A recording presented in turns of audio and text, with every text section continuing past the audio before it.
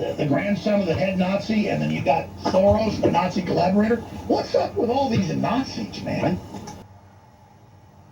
Alright, listen up. I don't want to do this.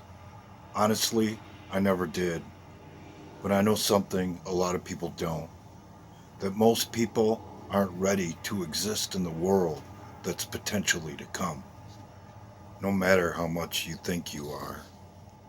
Most have never experienced what it's like to live in fear every day, every hour, every second, in fear that your life may be taken. Most are unwilling to accept the inhumanity that some humans are capable of inflicting on others. I do.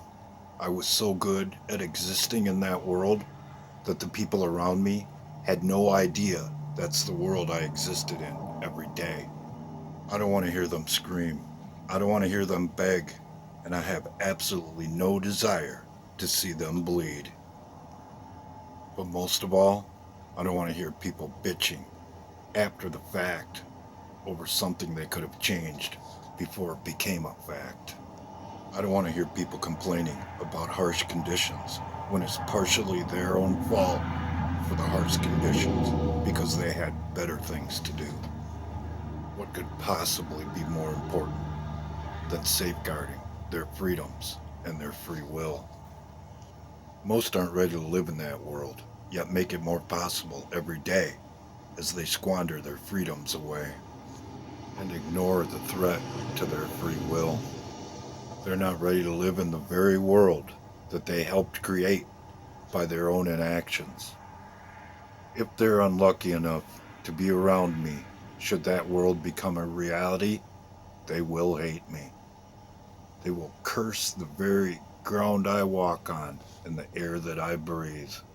I'll be so direct and brutally honest that some will cry. And when they do, I'll make light of it.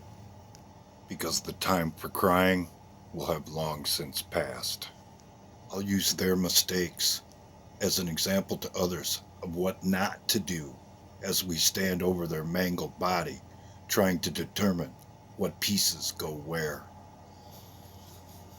So, yes, I'll admit my reasons for making the content that I put up are selfish because I never wanted to wield that kind of power over anyone. And there's nothing I hate more than people complaining about a situation they helped create after the fact. So keep looking the other way, and you can have the displeasure of dealing with assholes like me, and pray every day that I can teach you how to deal with assholes like them who are looking to enslave you. Oh, you didn't know? You haven't noticed? If so, then the odds are pretty good you have absolutely no chance of survival and will surrender yourself to their system, take their mark, and potentially give up your soul. So, this is my advice in this moment in time. Nothing's more important than protecting your freedom and your free will, and potentially your very soul. And the freedom and free will, if not the very souls of the people you say you love. Because where I come from is the absolute last place you want to go.